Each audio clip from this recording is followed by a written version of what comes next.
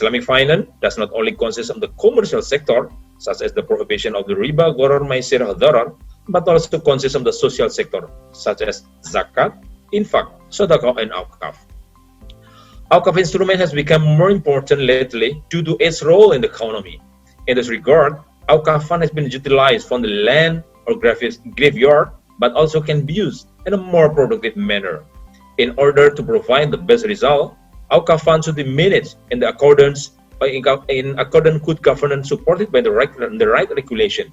Indonesia Awqaf Board, Badan Wakaf Indonesia, has the Awqaf Act number 41 year 2004, which include awqaf management and the development of awqaf asset in Indonesia only, while the source of wakaf asset also come from the overseas.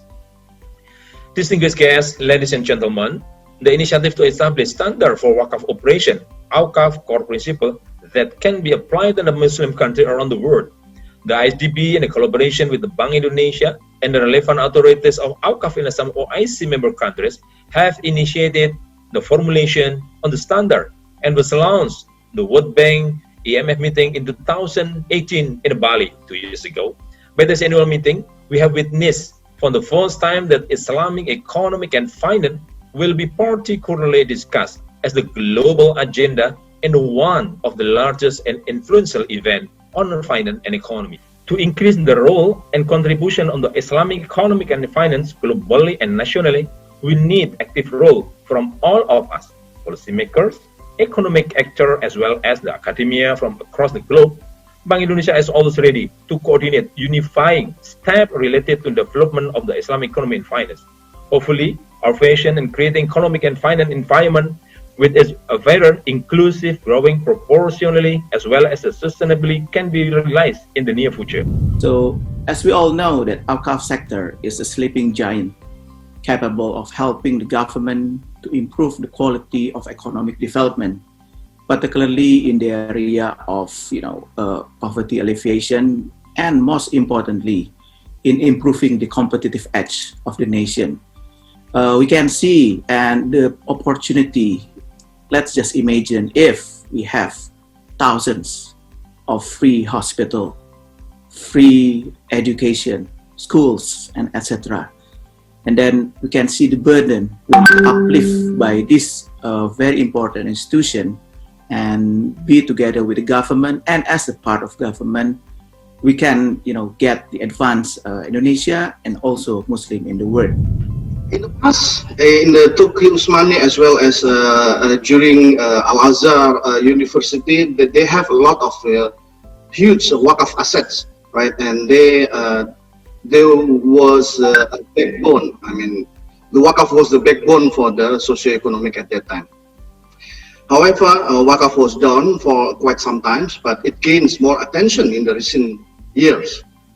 So if we look at the many countries, and especially in Indonesia, wakaf asset in the form of empty land, small mosques on the top of wakaf land are abundant in numbers.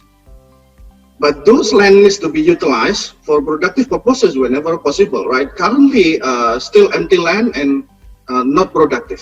Because the wakaf asset has to be intact, the asset has to be remain intact, then it needs a more management. It means extra effort how to maintain and create a productive from the wakaf assets.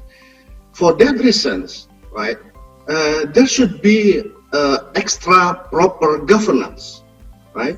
Extra proper governance to ensure that wakaf asset is maintained, right?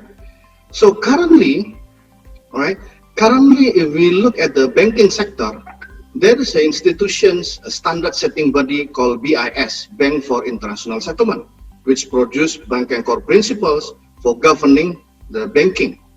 And also, we have that for Islamic, but for Islamic banking, the institution is called International Financial Service Board. That institution is governing for Islamic bank. In order to develop this wakaf core principle, we do not reinventing the wheel. So, wakaf core principle adopt whatever exists in the standardizations of the finance industry we can adopt as long as it's Sharia compliance and as long as it is good for the Wakaf development. That's why in this context, Wakaf core principle adopt what has been universally accepted governance for banking industry, namely Basel core principle, with of course with some adjustment. The various types of Wakafs could be social, commercial, it could be family Wakafs as well. So we need to understand that because of the sanctity and sacredness of this institution, it becomes important again for risk management. Very important is that the Wakaf assets are supposed to be inalienable, irrevocable, and long-lasting wherever possible. Then you also have, there's an ecosystem about a Wakaf. It doesn't stand alone. There are various stakeholders. They are beneficiaries, they are trustees, mutawallis, nazir. Normally, from a Sharia perspective, the protection of the asset takes number one priority. So even if there are other needs, the protection of the asset will become more important. So when it comes to risk management, we need to be mindful about that. We need to be mindful about, as an objective, that wherever we're supposed to be in terms of distribution, that the impact of our distribution is maximized as well. There's no waste, there's no fraud, there's no cheating involved in it.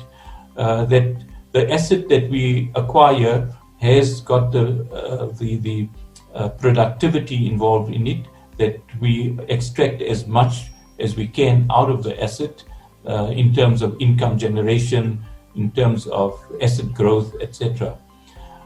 Then, of course, we talk about donor and stakeholder sensitivity. So donors are our main oxygen of a Wakaf institution, that donors provide us with funds or with assets, and we have to actually look after that.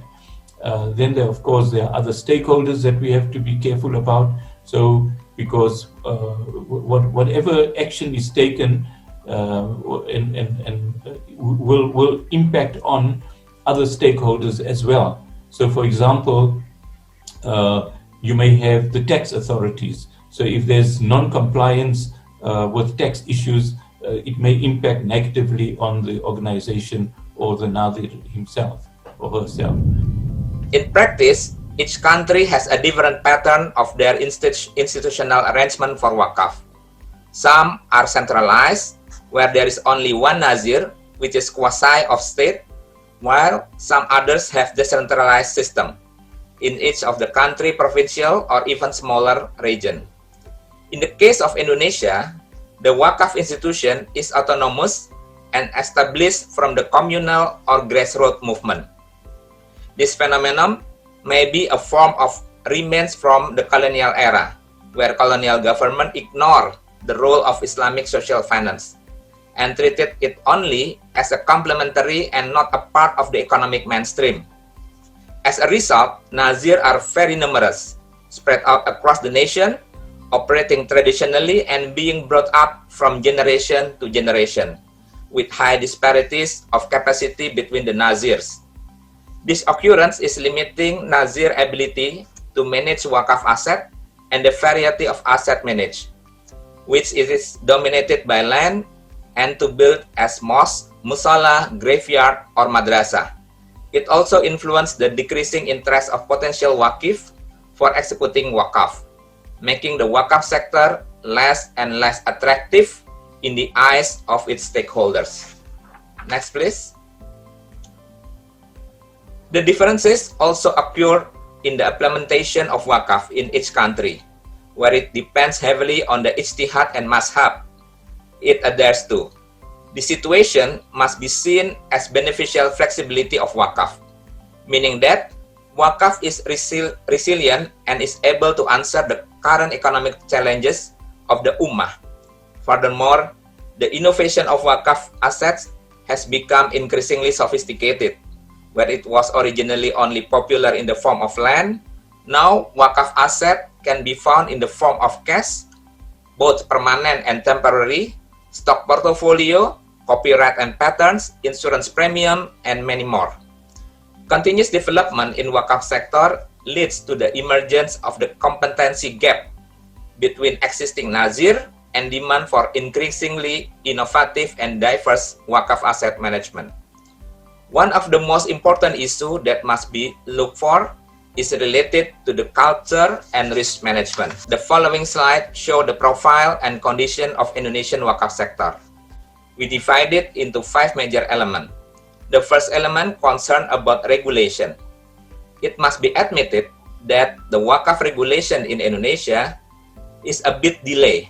The new wakaf law was passed in 2004, followed by the establishment of Indonesian Wakaf Board in 2006. In its journey, this law has been considered lagging behind, where many things must be harmonized and synchronized, especially the law related to other regulation, i.e. banking law, tax law, limited liability, and etc. On the other hand, the resources in Indonesian Wakaf Board are also limited. The second element is society. The result of the survey on zakat and wakaf literacy in 2020 showed that the literacy of wakaf is still low, far below zakat. This is because the focus of socialization and the education curriculum has not provided an optimal portion for wakaf and still dominated by zakat, infak, and sadaqah. The following elements are wakaf asset that are generally dominated by land, and it is even recorded as one of the largest in the world, with more than 400,000 hectares of wakaf land. But those are experiencing an underinvestment. In parallel, modern wakaf assets are starting to develop, such as cash wakaf, stock wakaf, insurance premium wakaf, and etc. The fourth element is nazir. There are thousands of nazir who were brought up and operate traditionally, with limited capacity, insufficient knowledge of risk management, and poor awareness on transparency and reporting.